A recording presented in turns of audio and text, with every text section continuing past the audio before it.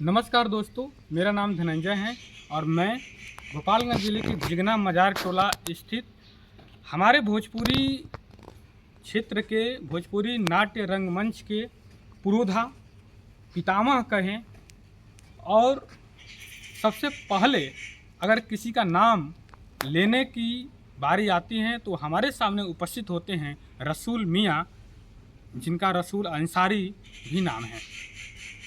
भोजपुरी नाटक, रंगमंच, गीत, कला, संगीत के क्षेत्र में इतना बड़ा नाम आज भी इतिहास के पन्नों में दब के रह गया। आखिर इसका क्या कारण रहा है?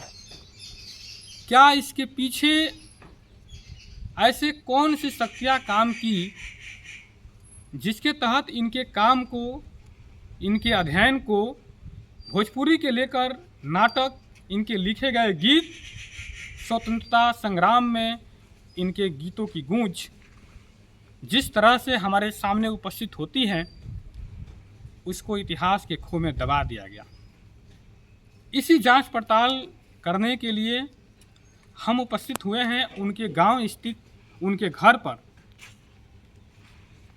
और यह पता लगाने और यह जानने की एक कोशिश है कि जो भोजपुरी, जो साहित्य, जो नाटक के पुरोधा हमारे रसूल मियाँ जी रहे हैं, उनको क्यों उपेक्षित कर दिया गया।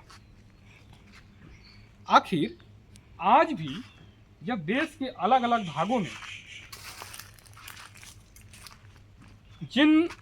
जिन नायकों की बात हो रही है, उन नायकों में रसूल मियाँ जी उपेक्षित क्यों हैं, हमारे नज़रों से दूर क्यों हैं।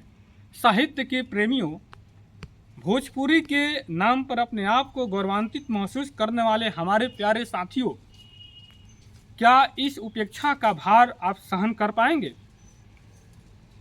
कबीर साहब की परंपरा जिस तरीके से भोजपुरी समाज, भोजपुरी लैंड और इस क्षेत्र में चली है, उसी परंपरा के पैरोकार और नाटक संगीत में अनेकों नाटक लिखने वाले हमारे रसूल मियाँ जो हमारे सामने आते हैं, तो आज सुनने और देखने के बाद हमारी जी की लालसा बेचैन हो उठती हैं।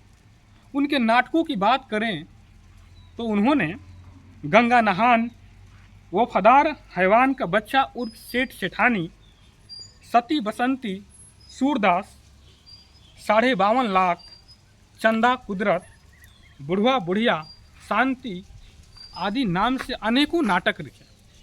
नाटकों की बात नहीं है, इन नाटकों ने समाज में कितने बड़े और व्यापक पैमाने पर लोक में इसकी व्याप्ति रही, इसका उदाहरण चित्रगुप्त, जो बगल के संवरेजी गांव के रहने वाले थे, भारत के एक प्रमुख संगीतकार हुए। वो अपने इसी रसूल मियाँ जी से सीख कर, समझ कर और इनसे प्रभावित होकर उन्हीं के नाटकों के आधार पर अनेकों संगीत, अनेकों गीत और फिल्मों को बनाने का सुझाव दिए। चंदा कुदरत के तर्ज पर लैला मजनू, जो 1976 में भारत की एक प्रमुख हिंदी फिल्म है, बनाया गया। भोजपुरी क्षेत्र की एक प्रसिद्ध फिल्म गंगा तोहके पियरी चढ़ैबो का निर्माण भी रसूल मियाँ जी के नाटक गंगा नहान के तर्ज पर ही हुआ है। सेठ सेठानी के तर्ज पर इंसानियत, जो 1955 में हिंदी सिनेमा की एक प्रमुख फिल्म थी, उसका निर्माण हुआ। भोजपुरी क्षेत्र में भिखारी ठाकुर से 14 से 15 वर्ष पहले कोलकाता से लेकर सारण, गोपालगंज, हथुआ के इस क्षेत्र से के तमाम इलाकों में रसूल मियाँ जी के नाटक प्रमुख रूप से हमारे सामने उपस्थित होते हैं। आज़ादी के स्वतंत्रता आंदोलन में गांधी के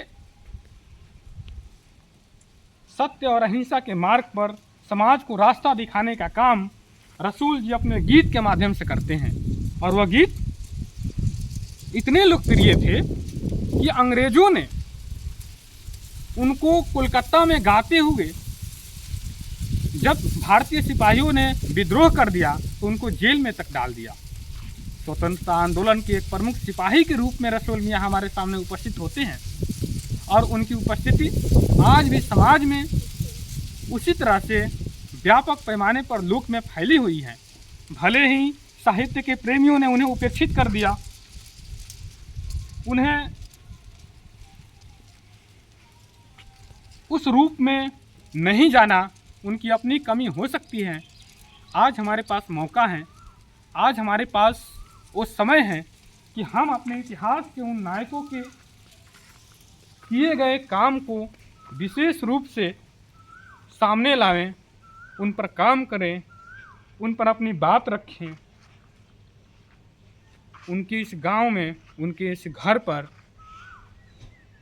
जब हम आते हैं, आसपास के क्षेत्रों में जांच पड़ताल करते हैं, तो हमारे सामने यह सवाल उपस्थित होता है कि आज वह समय है कि अपने पुराने भूल चूक को ख़त्म करके इन महान नायकों, भोजपुरी क्षेत्र के, भोजपुरी भाषा के महान पुरोधा और भोजपुरी नाट्य के पितामह कहे जाने वाले रसूल मियाँ जी के प्रति अपना ध्यान जरूर दें। धन्यवाद। नमस्ते।